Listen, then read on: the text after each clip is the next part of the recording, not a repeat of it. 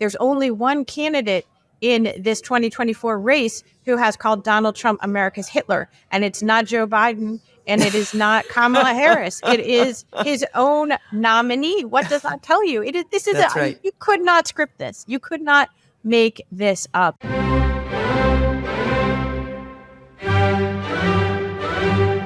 Welcome to Beg to Differ, the Bulwark's weekly roundtable discussion featuring civil conversation across the political spectrum. We range from center left to center right.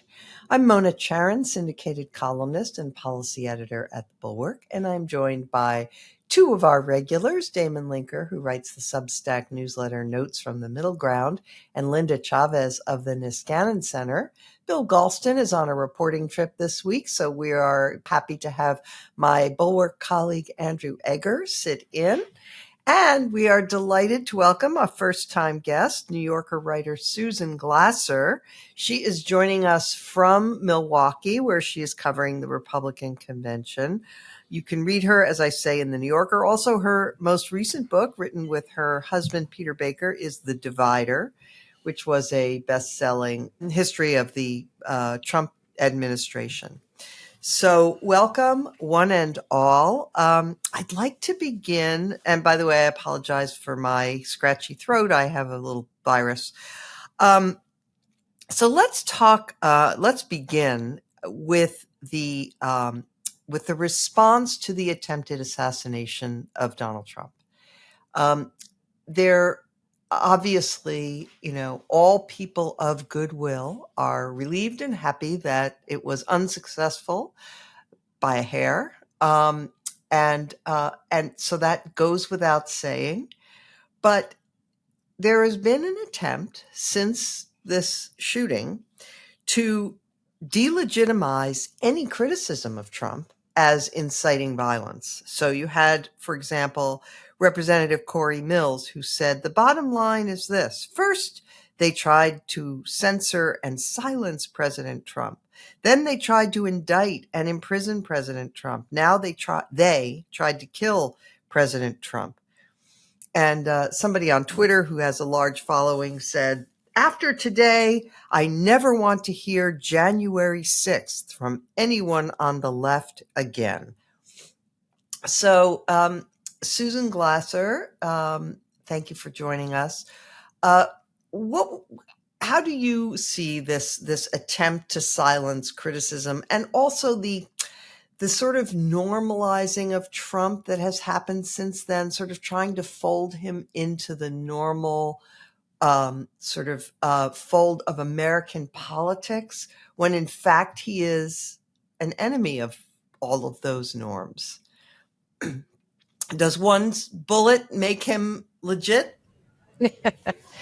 Look, it's very interesting to be having this conversation. We're just a few days away from a very shocking and, kind of traumatic event in the life of any country. And I think that what was interesting to me was, because people have such well-defined views about Donald Trump, I think that news cycle is going to last a lot less long than it might have at a different moment in our country. And this is not necessarily a positive thing, by the way. I mean, it speaks to a yawning divide. And I don't imagine that there are really any people who disliked Donald Trump before who are going to vote for him as a result of this horrific act. You're right that there was a strong effort among supporters of Trump to immediately make sweeping claims about this. Here at the Republican convention so far, we've heard awful lot of, God Almighty himself saved our leader kind of stuff,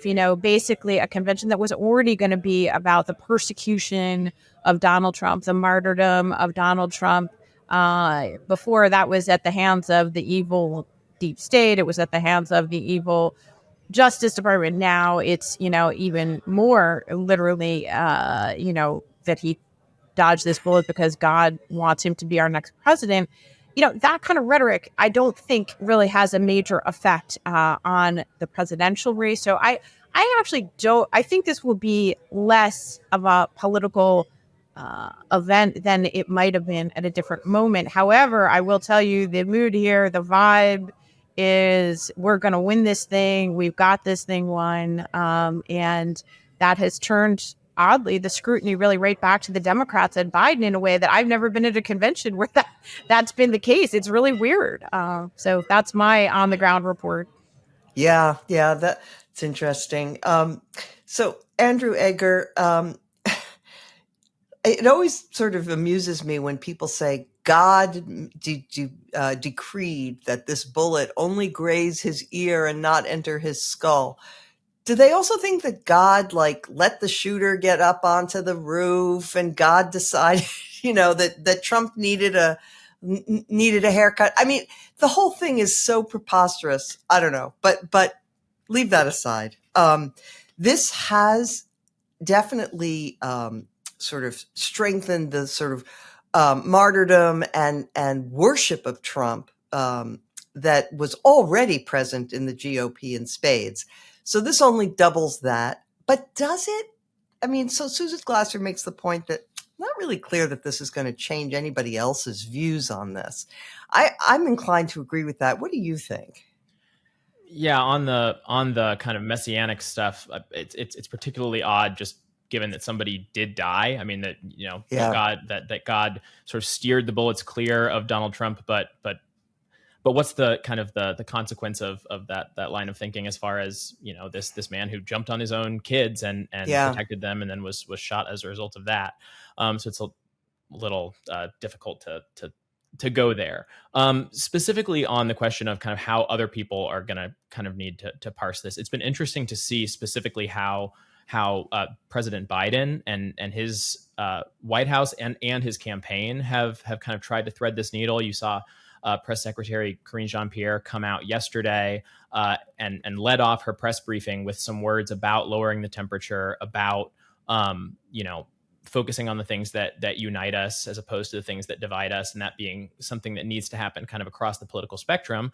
But at the same time, we're right in the middle of this existential campaign season. About an hour after that, the Biden campaign held a press call reacting to the selection of Ohio Senator J.D. Vance as Trump's vice presidential pick, where they leaned into all of the things that they say makes him a dangerous candidate in terms of his embrace of Trump's attacks on norms and his explicit endorsement of Trump's attempts to steal the election in 2020. And so it's sort of a difficult balance to strike, because you're trying to lower the temperature on the one hand, and on the other hand, as the president himself said yesterday, you're going to speak the truth. You're going to continue to prosecute this case. And so how whether it's possible to kind of do that better or worse kind of remains to be seen. They are trying to be a little bit more careful, and it's just something that they're going to need to kind of weigh in as they're going forward. Linda, this sort of instinctive or reflexive reaction to say we need to lower the temperature, it's, first of all, it implies that this is sort of there's an equivalent amount of hysteria on both sides, which I don't think is true, not remotely. It doesn't account for all the ways in which Trump himself has justified and incited violence. But the other part of it is the truth. We are facing an existential moment. Trump really is a threat to democracy. And so really I think all of this tendency, even on the part of Biden and his people, to say, yes, we need to lower the temperature, is actually misplaced. What do you think? Absolutely. Mona, look, there's no question that the rhetoric has gotten very ugly in recent years. But there is one person you can point to who I believe is responsible for that. It doesn't mean that others haven't gotten involved, that they haven't weighed into, but it started in 2015 with Donald Trump. And he has continued to do it at each and every time he's had an opportunity to stand before a microphone, at all of his rallies. The demonization that takes place. He, has said very, very much that he wants retribution, that he does intend to pursue people who have been his political opponents, that he made a mistake not going after Hillary Clinton and putting her in jail the last time. But when he, talks about poisoning the blood of the people, when he talks about vermin, when he says all of these things, and even, encouraging rallygoers to be physically violent, as he did in 2016, not to mention, and I will mention, January 6th. So, there is a double standard here. And I don't think that he should get a free pass because some nutcase took to the roof.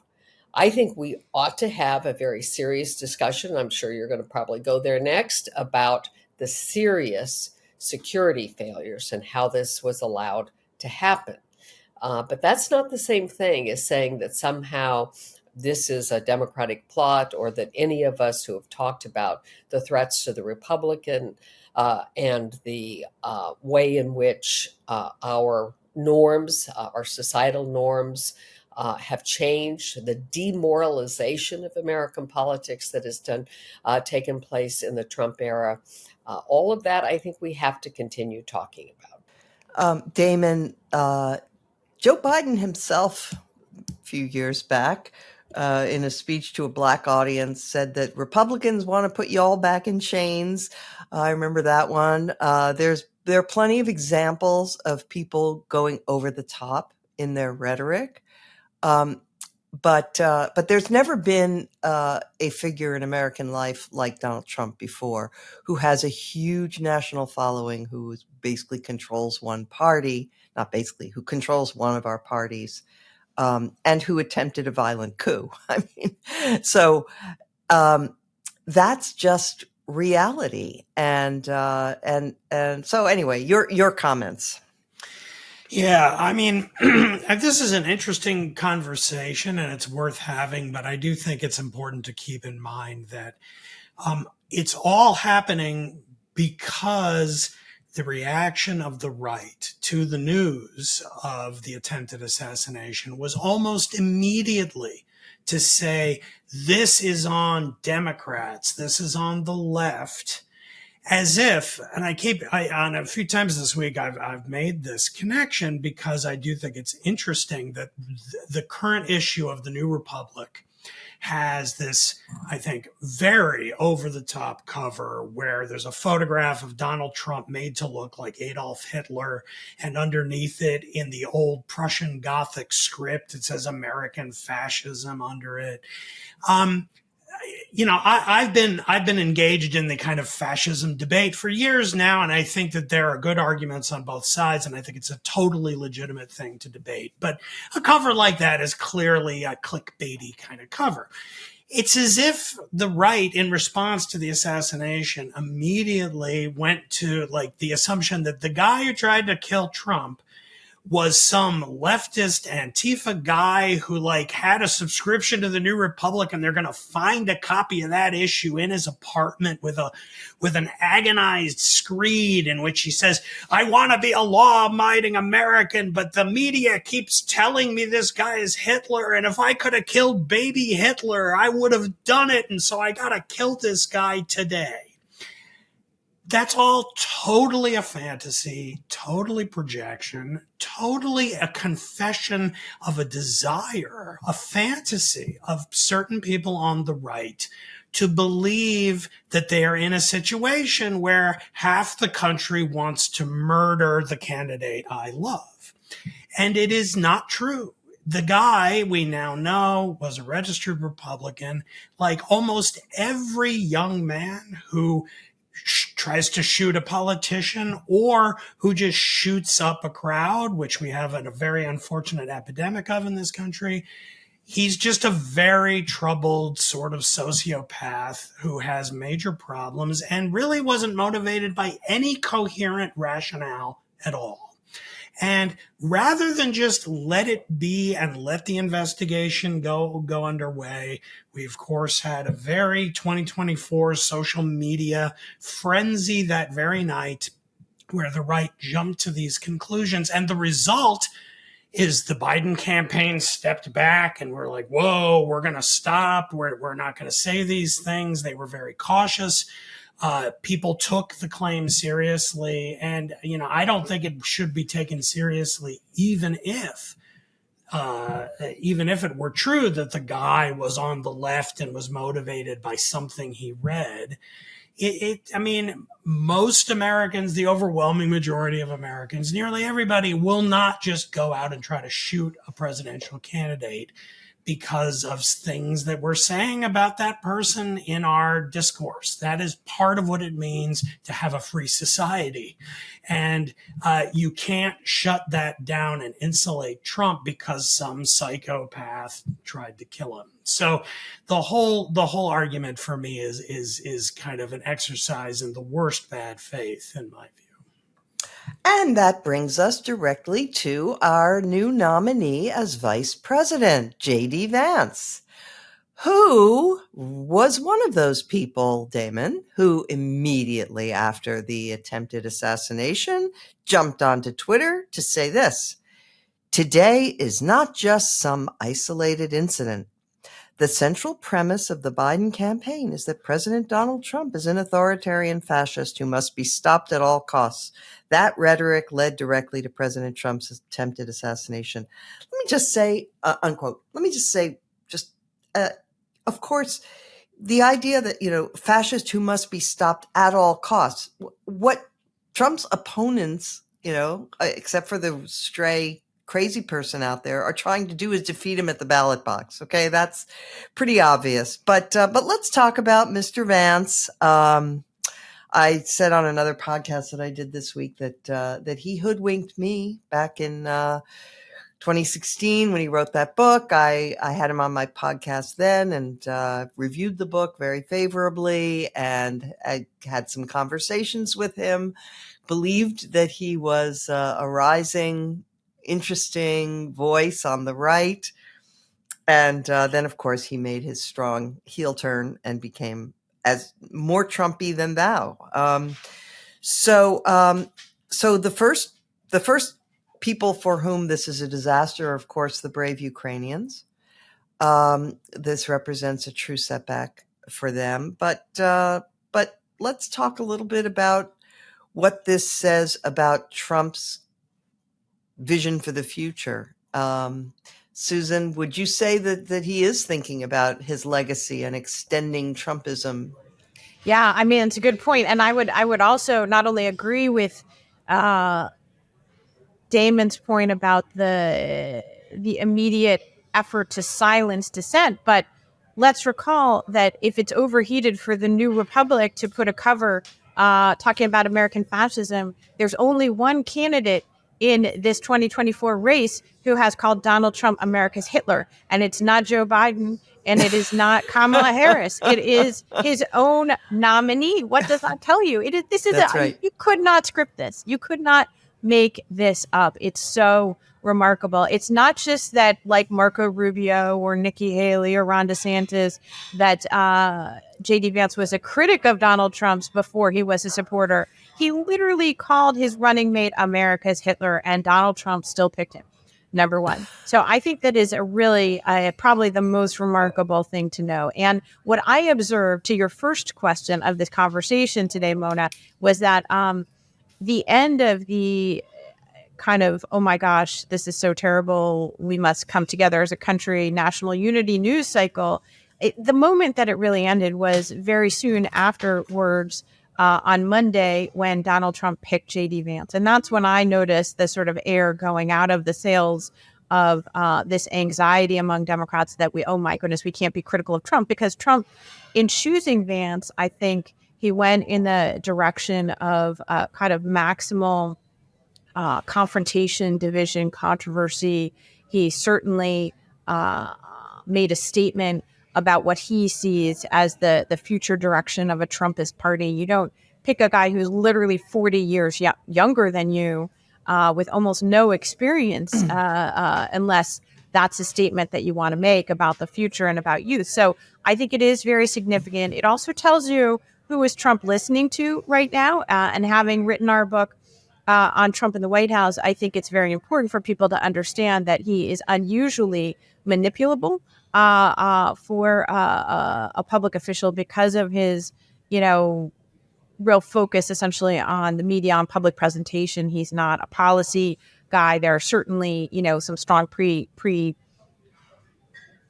notions that Trump has, but outside of that, it really matters who is talking to him, who's in his ear, and who the top staff are. So I think it's a significant statement about what kind of an administration he wants to run, and also who he's listening to right now, which is to say, the apparent ascendance of his son, Don Jr. and Tucker Carlson was not an accident. Again, then when Trump showed up on Monday night at the convention to greet his nominee, the very first person who he greeted in his box was not J.D. Vance. It was actually Tucker Carlson. And I think that, Elon Musk also advocating for Vance, very interesting, announcing this enormous financial commitment. Trump is a very transactional figure. These folks think they're buying something. So the question is, what is it that they're buying? And then just my final point about Vance and the politics of it is that it is also a statement of a very confident Trump and a confident campaign. And if he felt the need to, go more to the center, that would have told us something. He did not feel that need. And I'm amazed at how gentle the coverage is, though. Even with all of that, this is a 39-year-old first-term senator who has shown us that he has no fixed principles or strong convictions because he's willing to change them.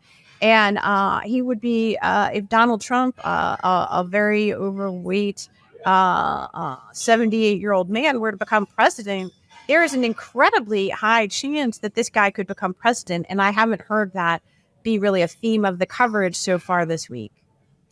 Yeah, those are really, really good points. So I did see a cartoon that circulated this week on Twitter that showed Vance saying to Trump, "Sorry about calling you Hitler." Then the next frame was, "Glad you viewed it as a compliment." So Andrew, let me just give you another quote from Vance to give a flavor of the kind of person who, as Susan was just outlining, stands, if Trump wins in November, stands a very good chance of becoming president of the United States at an unbelievably young age with very little experience. He said that Trump should fire every single mid-level bureaucrat in the U.S. government and replace them with our people. All right, that's bad, but it's not. This is the part. This is the part that I want to underline. And if the courts object, he said, you stand before the country like Andrew Jackson did and say the Chief Justice has made his ruling. Now let him enforce it. So, by the way, that's an apocryphal quote from Jackson. Didn't say it, but never mind. The point is that J.D. Vance does not believe in law. He believes in authoritarian power. Yeah, and I think to the extent that he believes in anything, right? To kind of take Susan's point a little further. Just I mean, this really is a guy who his genius, insofar as he's demonstrated any so far, has been in always kind of skating to where the puck is going, right? Perceiving the next rung on the ladder and getting there. And that's not, I mean, that's not a virtue, but it's a trait that's shared by a lot of politicians. He's shown an unusual aptitude for it, and it's the sort of thing that is particularly dangerous at this moment where all of the incentives are so horrible, because of Trump's sort of unique and unprecedented ownership of the party, where the whole vice presidential kind of public audition process was all of these guys going on TV and going on these podcasts and giving statements to the press, where they were kind of all falling over themselves to be the the least Mike Pence-y of them, because that was the big lesson that Trump took away from his last vice president, which is the one time that Mike Pence had to kind of make a decision about following the law or doing something that Donald Trump really, really wanted him to do.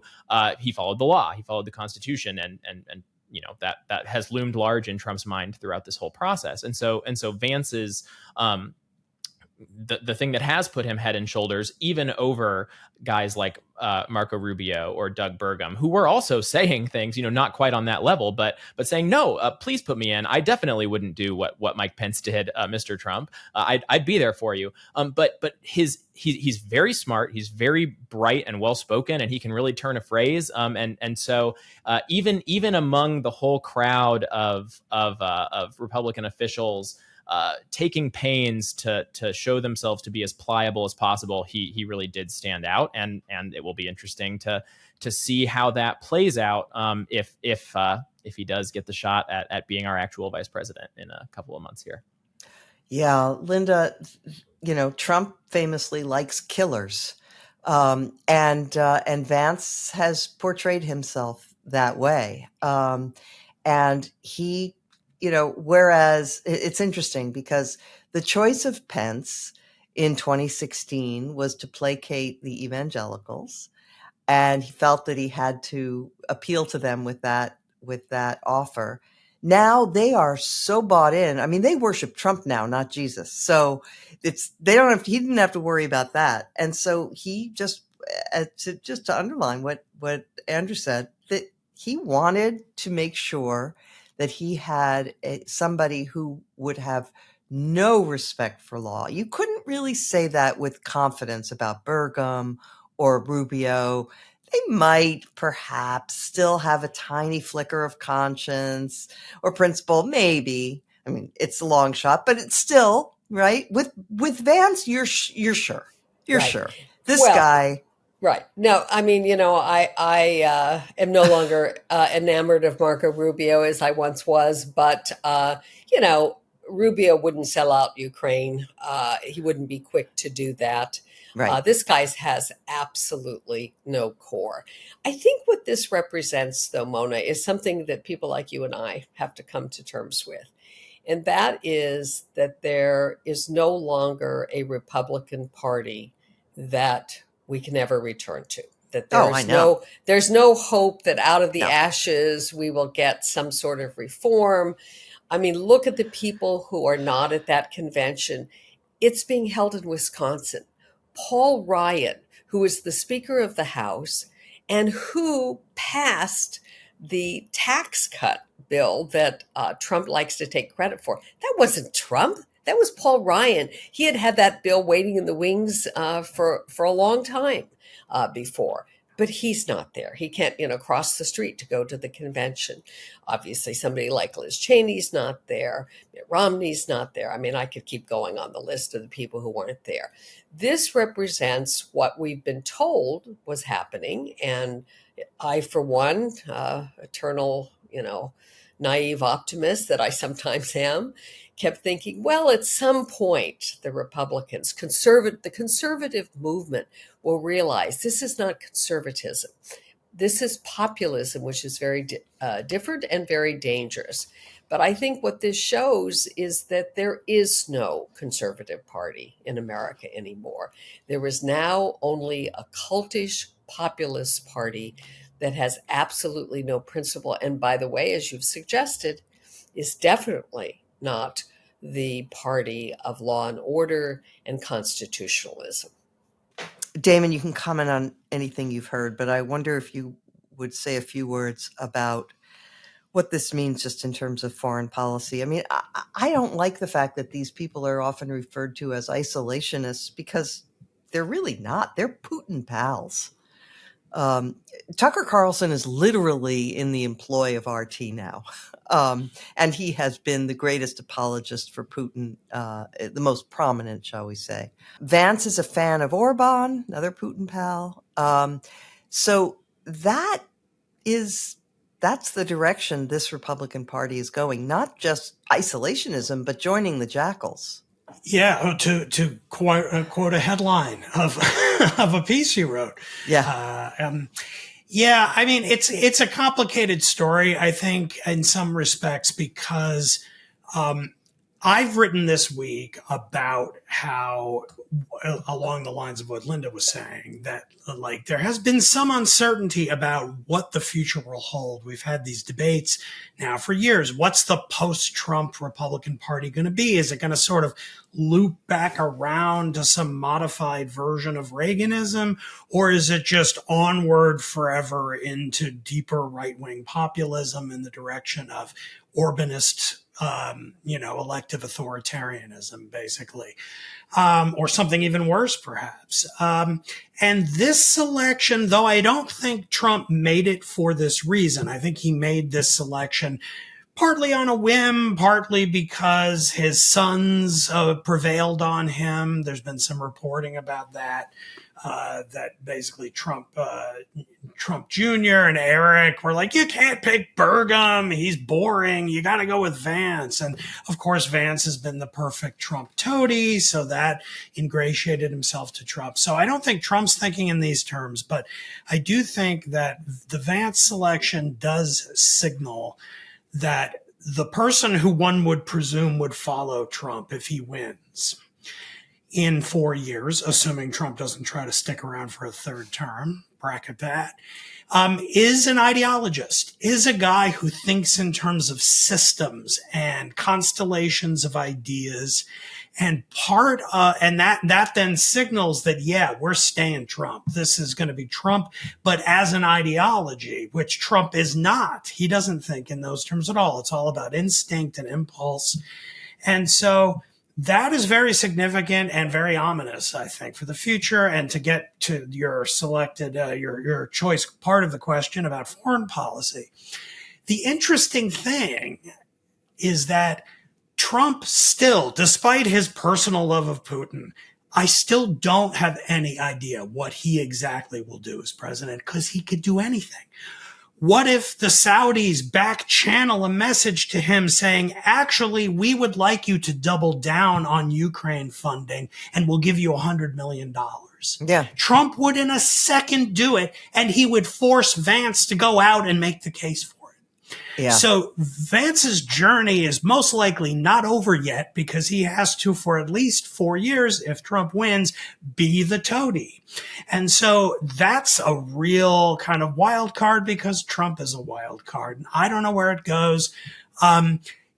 In strictly speaking, if you just took what Vance would prefer to do based on what he's been saying over the last couple of years, he is not, strictly speaking, an isolationist. He is a little bit like what DeSantis was trying to grope toward in the primaries.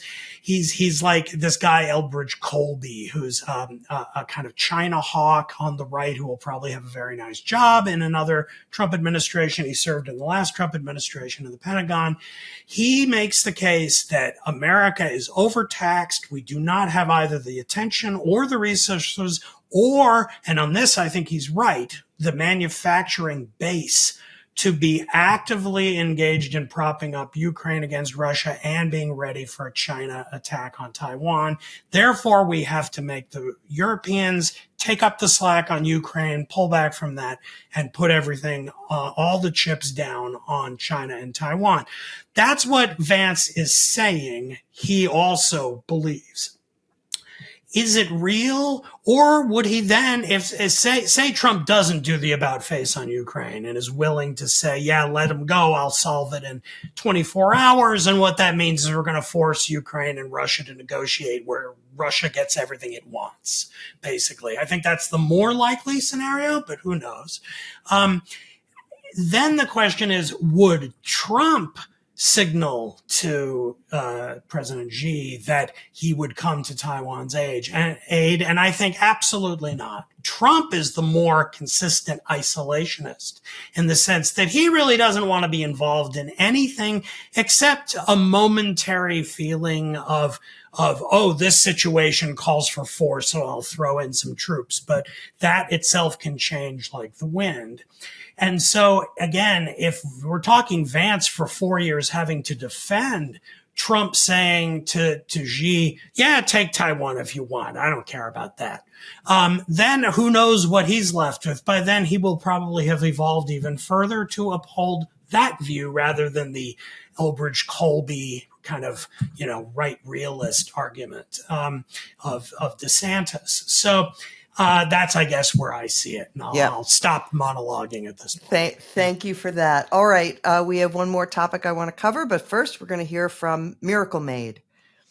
Did you know that your temperature at night can have one of the greatest impacts on your sleep quality?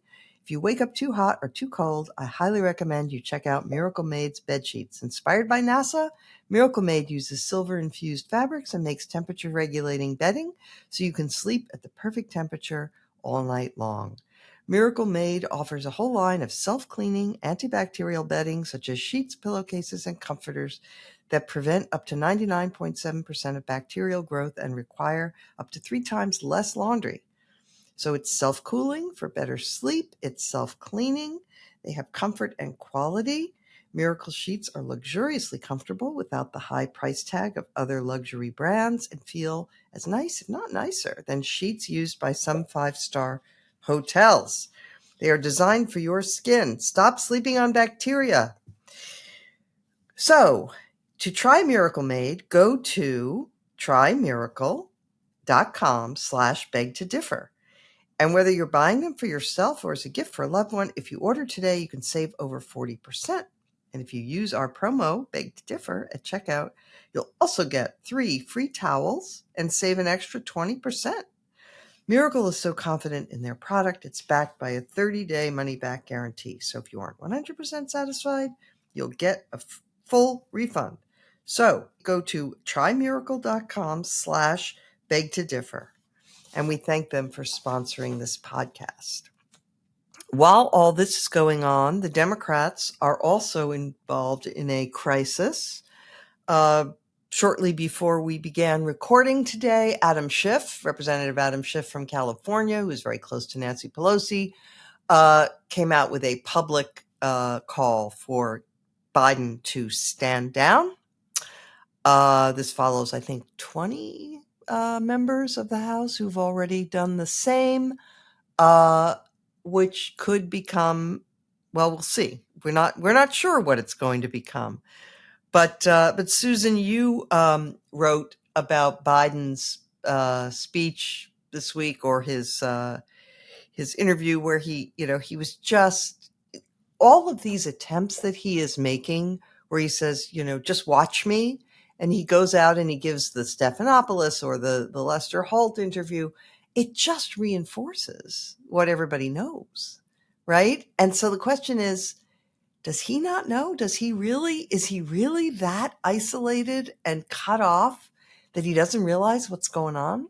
Yeah, I think this is, of course, the fascinating thing right now. We're in the middle of the Republican convention, and yet in many ways, the bigger news story right now is on the Democratic side. And there's really only a short window of time here for Democrats who don't want Biden to run again to see if they can make that happen.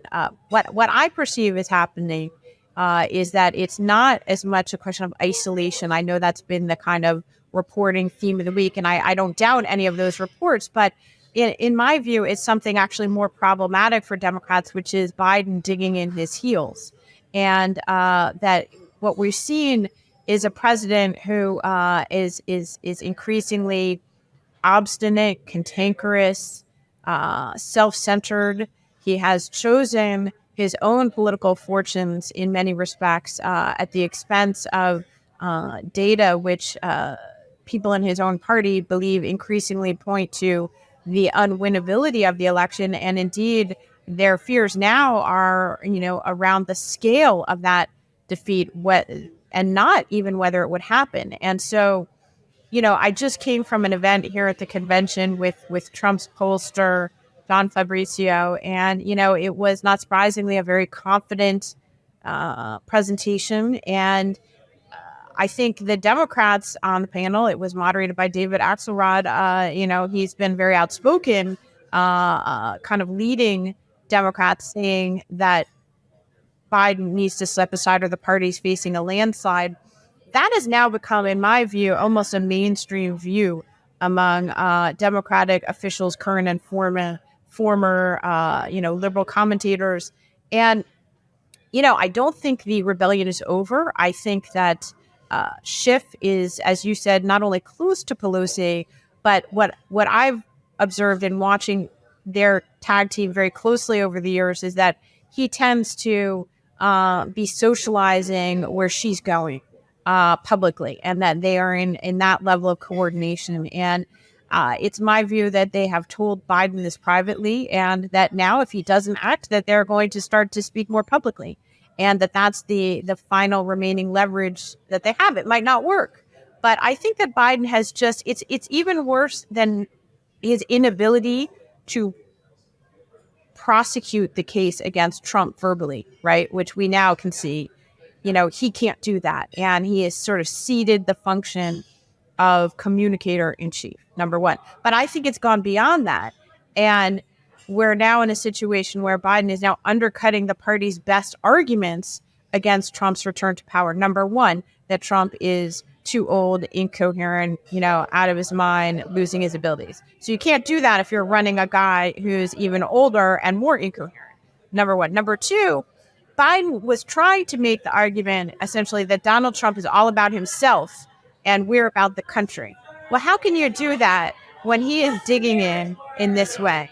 So, I'll leave it at that. But I do think the next few days are really crucial to see whether they translate this pressure against Biden into actual public statements by leaders, not just by rank and file members or even respected people like Michael Bennett or Adam Schiff, but public statements by leaders. That's going to be something I don't believe that Biden can withstand, because he's lost his own electorate. The people don't want it, no matter how much blue Twitter tries to pretend otherwise. Right. The numbers are overwhelming and clear that Democratic voters do not want him to be their nominee right now, regardless of the outcome of the non-existent primary campaign. That's right. There was a new poll just out today or yesterday. AP, nearly 2/3 of Democrats want Biden to withdraw. And only 30%, again, of Democrats believe that he has the mental fitness to serve another term. But Andrew, this is, if it were happening to somebody else or if it were a movie, it would be great drama, because the clock is ticking, right? I mean, and the Biden forces are trying to run out the clock. They're trying to get, the nomination done online before the August convention, and and there was this whole kerfuffle over the Ohio filing deadline, which then was extended. But the fact is, no matter how you slice it, the clock is ticking, and it's anybody. What do you think is going to happen? Well, yeah, and there was even some question too, because a lot of this sort of, man, Biden really needs to step aside talk from within the institutional, larger Democratic apparatus. A lot of that was kind of put temporarily on hold, after, understandably so, pushed out of the news cycle by the attempt on former President Trump's life over the weekend. And so kind of coming into this week, there was this question of, okay, has that wave crested and now receded? What's going to happen now? And kind of the first big stress test of that was this reporting about, the DNC attempt to kind of go ahead and get him nominated early on this relatively spurious pretext having to do with Ohio election law. Some people would say quite spurious. Basically saying that because Ohio had this kind of snafu about whether or not they were going to be able to have him on the ballot, that has now been resolved. But we still need to be kind of better safe than sorry and meet their earlier deadline. You can read all about it. We shouldn't get too in the weeds on it here. But basically, the party was saying, we got to go ahead and do this kind of just in case, and kind of dared Biden's critics within the party to have a problem with that. And it so transpired that they still did have a problem with that. And kind of over the last couple of days, they kind of called that bluff a little bit. There were a number of House Democrats who were preparing a letter basically to send to the DNC saying, are you insane? Like you cannot possibly think that this maneuver will end well if our voters feel like you rammed through this this guy who increasingly does look incapable of doing the job when he comes into these public appearances. And they blinked on it at least a little bit. The news this morning is that they're still going to try to do this virtual thing ahead of the convention, but not on such an accelerated timetable as it was seeming prior. And of course, it's still a situation that's very much in flux. All that was even prior to, as we've talked about, Adam Schiff coming out, and this ongoing trickle of new Democrats stepping forward to say that they don't feel that Biden is at least up for the task of winning re-election, although a lot of them are stopping short of saying that they don't feel he's capable of doing the job. But I think it's definitely safe to say that if there was a question of whether kind of the events in Pennsylvania were going to push it out of the way, that we now know it remains an ongoing problem for Biden within his own party. Linda, when members of Congress, like a group of moderate Democrats, had a meeting with Biden about this, and very gingerly, were raising the matter with him, he was basically snapping and snarling. Here's what he said when, let's see, what was it, to Crow, who is, I forget his first name. Colorado, Jason Crow. Thank you, Jason Crow, who asked, and he said, he yelled at him. He said, "You saw what happened recently in terms of the meeting we had with NATO. I put NATO together. Name me a foreign leader who thinks I'm not the most effective leader in the world on foreign policy. Tell me who the hell that is. Tell me who put NATO back together, et cetera, et cetera." And he went on this way. Honestly, there's a lot of echo of "I alone can fix it" here. Right. Yeah. And, I guess maybe in order to be president of the United States, you have to be a narcissist. I don't know. One of the things that we said back in 2020 about Joe Biden was he had the character to be president. Well, he's not demonstrating that character now. I don't know. This may be a crazy suggestion, but I think that those who are really serious about getting a new candidate have got to ignore trying to convince Biden otherwise. I think there's going to have to be a kind of open rebellion at the Democratic convention. Now, whether the rules will allow for that, I guess, we'll find out. But the one person who has the leadership position and the leadership skills to do that, plus the interpersonal skills, is Nancy Pelosi. And at some point, Nancy Pelosi has to put together a plan to replace Joe Biden at the top of the ticket. And it's going to have to take place at the convention because it does not look like anything is going to convince him. He says, the Lord Almighty is going to have to be the one to step down. Well, I hate to tell you, but the Lord Almighty is giving you lots of signals that maybe it's not a good idea to keep pursuing this, and you're not listening. I don't think that he can be convinced. I think there are people close to him, Jill and Hunter, who are playing a destructive role. And obviously people who want to keep their jobs and want to keep their power, who are in his closest inner circle, may not be helpful either. So this has got to be open rebellion. This has to be a usurping the king. Okay, well, Susan Glasser had to leave us because she had other responsibilities, but we were delighted to have her on the podcast and hope to have her in the future. So we're going to pick up where we left off, which is that Linda was saying that she wants to see a coup against Biden, orchestrated by Nancy Pelosi, which we all want. Damon, I have to tell you that the people I talk to say Pelosi's all in. But the question is, will there be enough time? Will there be enough will on the part of the whole Democratic caucus? And I guess the other question is, is there anything look, Biden has demonstrated that he is vain, arrogant, unreachable, really. And so is there anything that people can use to force him out? Can they threaten to embarrass him? I mean, What is left? Because the stakes are rather high. Yeah, I mean, I at this point am inclined to think that there isn't much that people can hold over him to make him personally do the right thing and realize it's time for him to step down in the race. I mean, for all the reporting I keep seeing indicates a kind of bunker mentality with Biden and his immediate family, his wife, his son, the lovely Hunter, and then other members of the kind of larger group sort of creating a cordon around him, and very few advisors are able to get one-on-one time with him.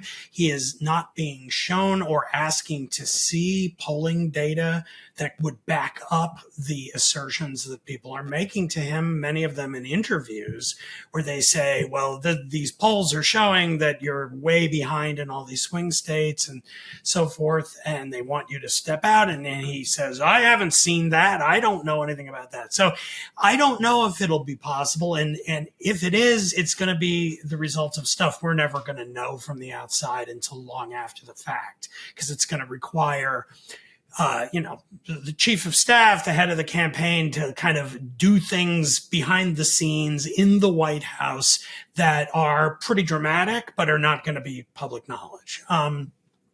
So what I'm hoping for is something like what Linda was sketching out, that basically every single public event that Biden now has is kind of treated as an occasion to re-adjudicate his fitness, and he is not doing well.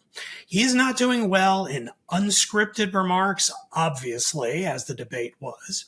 He is not doing well in front of teleprompters. There were clips of this speech at the NAACP on Tuesday circulating where he made very clear he could not consistently read the teleprompter. He came up with one of the worst policy proposals of his entire presidency this week, the idea of capping rents nationally at 5% increase per week, which is, it's like, I think Meghan McArdle had a funny tweet saying, oh, everyone's saying, Trump's idea to throw tariffs on everything is the worst economic idea I've ever heard. And Biden's like, hold my beer. How about national rent control? Yeah. So he came out with that, but not only did he do that, which seems desperate and kind of playing to the left, when at this point he should be well into making a pitch for the center for the general election. Instead, at the NAACP, he misreads the teleprompter, says, I'm going to cap rents at $55. So he can't even read the percent sign correctly, and he frequently gets into a point reading it on the teleprompter and then sort of mumbles, stops, and then just says anyway, and then changes to the next thing. And he does this repeatedly. It is completely untenable. We have never, ever seen a general election campaign in the last couple of months where whoever the other side is running, where one side has a candidate who is utterly incapable of making the case for his own record, for why the other person is a bad choice, and just able to do the most rudimentary activity of conducting a campaign. It's completely untenable. And my hope is over the next 4.5 weeks is what we have left, assuming the Ohio shenanigans doesn't cut it off at the pass. I suspect not. That's been parenthetically another amazing thing of the last few days, watching Nate Silver fighting with Harrison, the head of the DNC, on Twitter. With them attacking each other and Harrison's attacking Silver, and Nate's like, why are you arguing with a blogger? Don't you have a job to do? You're running in a presidential campaign. What are you doing? So I think the only hope is, realistically, that the swirl, the number of elected officials, the number of high-ranking elected officials, and these continuing attempts by Biden to actually make the case publicly and it failing leads to the equivalent of whipping the delegates. That basically, look, I know you're in that 30% who wants Biden still even now. But if you look at this realistically, you who are not ensconced in the White House surrounded by family, you can actually look at this empirically and realize we are nominating a man who cannot possibly defeat Donald Trump, and in fact is queuing up a landslide victory for him, which is a catastrophe for him, but far more for the Democratic Party in the country, and hopefully prevail on that basis. But then, and I'll stop now, but then we're left with the convention of all conventions. It's not even like the old days where at least you had a sense of who the front runners are. Like we have a convention now where the sitting president has been deposed, and we have the vice president as a possibility and all these other people in the room, and no sense of where it's going to coalesce. It's like the worst collective action problem in human history. I have no idea how it could possibly work out, but something's going to happen. Okay. For what it's worth, I would beg to differ slightly with your suggestion that the delegates could be the ones to do this. I don't think that could happen just because of the nature of who the delegates are. But I do think it's possible that a concerted push by the leaders of the Democratic Party, not Barack Obama, because of the bad history there between him and Biden, and probably not Bill Clinton either because of the Hillary thing from 2016, but Nancy Pelosi and others, going to him and saying you're not getting the right information. Here's the thing. Chuck Schumer and Chuck Schumer. I think they might be able to do it. I don't know. But if he doesn't step aside, then I think the party is going down. And with it, God only knows. All right. Let us turn now to our final segment of the week of this podcast. Before we do that, I just want to correct something I said earlier about Tucker Carlson saying that he works for RT. Apparently, I am informed he doesn't actually work for RT. They simply repeat and rebroadcast a lot of his stuff, which they've been doing for a long time. Especially when he was still on Fox, he said that he wanted Russia to win the war in Ukraine. He was behind Russia. He has been a toady of Putin's for a very long time, and I would cite the interview that he did with Putin a few months back. So anyway, that's Tucker. All right, let's turn now to our highlight or lowlight of the week. Linda Chavez. Well, given what we saw this last week, I want to point to, it's a podcast, but what I did is not listen to the podcast. I'm not unfaithful to beg to differ. I don't listen to podcasts outside the Bulwark network. But I did read the transcript, and that was from the Free Press, and it was called, "Are We Living in Late Soviet America?" It was a debate between Neil Ferguson and Jonah Goldberg. Neil Ferguson, as his premier column in the Free Press, wrote that the United States is similar to late Soviet Union, sort of late stage, fall of communism. And he talked about all of the terrible things that are going on, the fentanyl crisis, the lower death rates, the kind of demoralization, as he called it, of America. And his description of what's happening was sobering, and a lot of what he said is true. But comparing it to the Soviet Union was a bridge too far for me. And I think Kathy Young wrote a piece countering it. But I thought the debate with Jonah Goldberg was particularly good. And I do think that it's worth thinking about, because I think what we are seeing in terms of what's happened to the Republican Party, even the attempt on Donald Trump's life, and all of the talk of civil war that's been going on the right over the last few years should be sobering, and we should be thinking about it. And I think this is an interesting and smart debate. Thank you for that. I would just insert an editorial comment, which is that Neil Ferguson's piece comparing the U.S. to the late Soviet Union was the dumbest thing that a smart person has ever done. Just throwing that out there. Andrew Egger. Yeah, I guess also, with the obvious stipulation that the real low light was the assassination attempt. But just to, keep things actually interesting and not just say that. I don't want to, spend too much time dunking on Damon. You brought up the Biden's remarks yesterday at the NAACP, where he actually was okay for a big lot of it. He seemed more energetic. The crowd was into him and all that stuff. So it was kind of like a good day for him overall. But when he was talking specifically about the rent control proposal, the way that he brought that up, and I'll just read what he said. He said, the idea that corporate owned housing is able to raise your rent $300-$400 a month or something. I'm about to announce they can't raise it more than, and then he kind of paused and he kind of squinted and leaned in. And then he said $55, which is remarkable. I mean, the one sentence version of the policy that he is proposing is that landlords will not be able to raise rent more than 5% in a year, right? That's a simple concept. It's easy to understand. And it was written out right there for him on his prompter. It's not like a verbal issue. It's not even like a visual issue, right? I mean, it's his proposal. He's like, oh, there's the prompter telling me about my proposal. Now I will say to you what that is.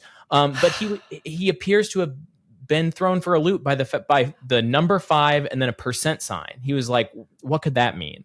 $55 maybe. And then he just went on. I mean, it was the most unbelievable thing I've ever seen.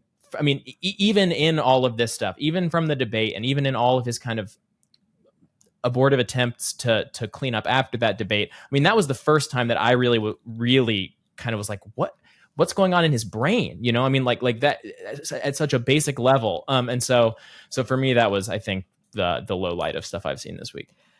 Wow. Yes, agreed. I mean, I have the quote that I won't go into it now, but which, agree. He had one really good line in the NAACP speech. He did say, that he scored Trump for saying that, black jobs were being taken by illegal immigrants. And he said, we know what a black job is, Vice President of the United States. So that was a good line.